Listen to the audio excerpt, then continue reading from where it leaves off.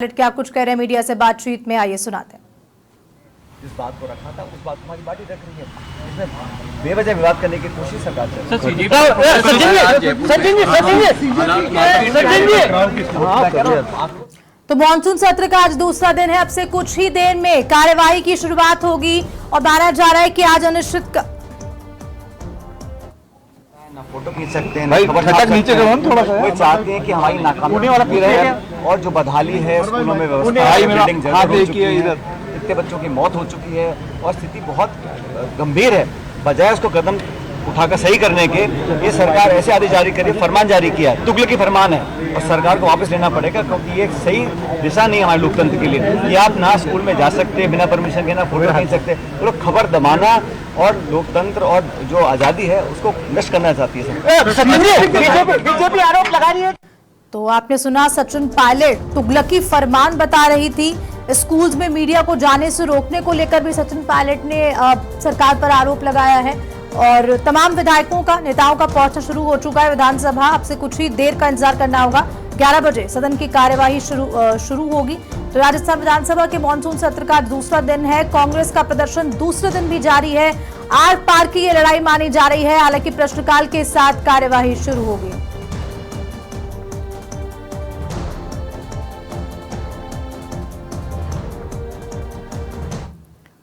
राजस्थान विधानसभा का मॉनसून सत्र शुरू हो चुका है। लाइव तस्वीरें आपको दिखाते हैं।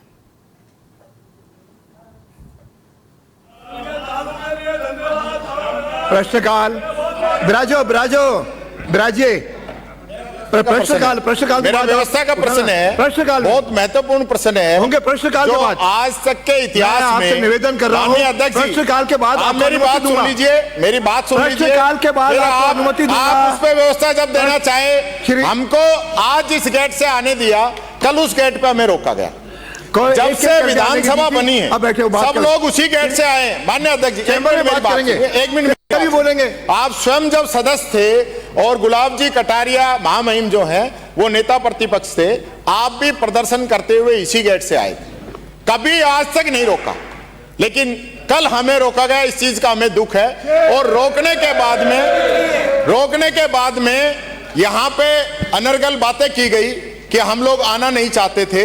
मैं माननीय अध्यक्ष जी आपसे निवेदन करता हूं, इसकी जांच होनी चाहिए। इसकी जांच होनी चाहिए कि आज स्कूलों के अंदर जो लोग हैं उनको पीटा जा रहा है। माननीय शिक्षा, चिकित्सा, सड़कों की जो स्थिति है, भ्रष्टाचार की जो स्थिति है, कानून व्यवस्था की जो स्थिति है, कर्मचारियों की, संविदा कर्मियों की जो स्थिति है, उन पे हम बात करना चाहते हैं। हमें बाहर रोका जा रहा है। बात क्यों नहीं करना चाहती है सरकार? ये सरकार बात क्यों नहीं करना चाहती है?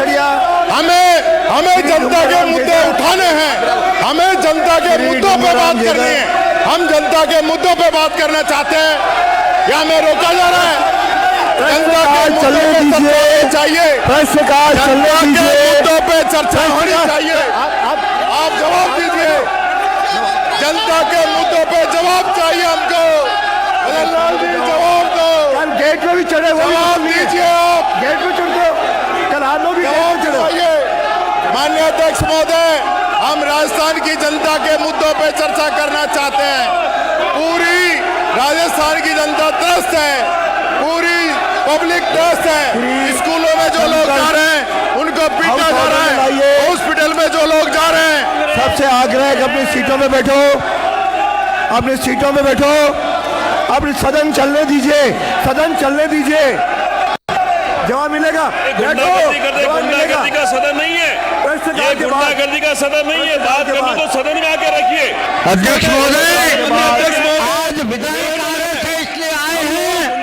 कल इनके साथ अन्य लोग भी थे जो विधानसभा परिसर में घुसना चाहते थे, अराजकता फैलाना चाहते थे, अव्यवस्था फैलाना चाहते थे। इसलिए मजदूरों को रोकना पड़ा प्रशासन को।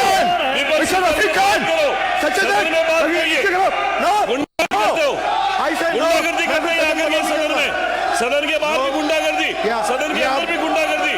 अभी मान जाओ। नो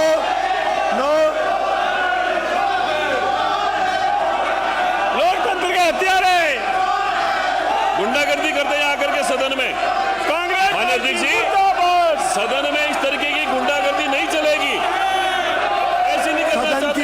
कार्रवाई चलने दीजिए। सबसे एक बार अपील कर रहा हूं, राज्य सदन अपनी सीटों में जाइए। मिस्टर, ये बांटर मर्यादाहीन है। मर्यादाओं का पालन करिए, मर्यादाओं का पालन करिए, मर्यादाओं का पालन करिए। सदन माननीय अध्यक्ष महोदय, ये कांग्रेस पार्टी लोकतंत्र की हत्यारी है। ये जानबूझकर व्यवधान करना चाहते हैं। न इनके पास विजन है, न इनके पास प्रोग्राम है, न राहुल गांधी चोर है। ये जानबूझ करके राहुल गांधी चोर है, ताकि ये सदस्यों से अपील करता हूँ, अपनी सीटों में जाए, प्रश्नकाल चलने दीजिए, कार्रवाई चलने दीजिए। इससे सदन चलाइए।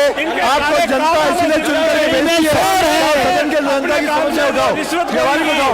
आपको बोलने की अनुमति दूंगा, आप राजनीतिक सीटों में। इसीलिए काम करके सदन की कार्रवाई 12 बजे तक के लिए स्थगित की जाती है। तो ये बड़ी खबर आपको बता दें, फिलहाल विधानसभा की कार्यवाही को 12 बजे तक के लिए स्थगित कर दिया गया है। लगातार स्पीकर वासुदेव देवनानी ये रिक्वेस्ट कर रहे थे कि सदन की कार्यवाही को चलने दिया जाए सुचारू रूप से, लेकिन जो प्रदर्शन और एक जो गूंज जनहित के मुद्दों की, हालांकि जनहित के मुद्दों की गूंज तो सुनाई नहीं दी, लेकिन जो नारेबाजी चल रही थी विपक्ष की ओर से वो जरूर सुनाई दी। और इसी के चलते स्पीकर देवनानी ने आखिरकार विधानसभा की कार्यवाही को 12 बजे तक के लिए स्थगित कर दिया गया है। तो भारी हंगामे के बीच कार्यवाही को 12 बजे तक के लिए स्थगित कर दिया गया। बड़ी खबर इस वक्त की आपको बता रहे हैं, भारी हंगामा, एक बार फिर से विधानसभा की कार्यवाही हंगामे की भेंट चढ़ गई। कल जिस तरह से प्रदर्शन किया जा रहा था उसके चलते ये देखना दिलचस्प भी था कि आखिरकार आज क्या होगा। और आज आप सभी ने देखा जब एक बार फिर से विधानसभा की कार्यवाही को 12 बजे तक के लिए स्थगित कर दिया गया है। प्रश्नकाल से शुरू होनी थी आज की कार्यवाही, लेकिन वो भी नहीं हो पाई। विपक्ष अपनी नारेबाजी, वेल में आके प्रदर्शन, नारेबाजी और साथ साथ जो अगर हम शुरुआत की बात करें विधानसभा की कार्यवाही की, तो नेता प्रतिपक्ष टीकाराम जूली ने अपनी आवाज ऊंची करके वो गूंज और साथ साथ जो कल का पूरा वाक्य हुआ था कि घुसने नहीं दिया विपक्ष के नेताओं को, विधायकों को 6 नंबर गेट से, उसी को लेकर आज प्रश्न उठा रहे थे टीकाराम जूली, वो आपने सुना। लेकिन फिलहाल बड़ा अपडेट यही कि हंगामे के कारण कार्यवाही को आज दोपहर 12 बजे तक के लिए स्थगित कर दिया गया है।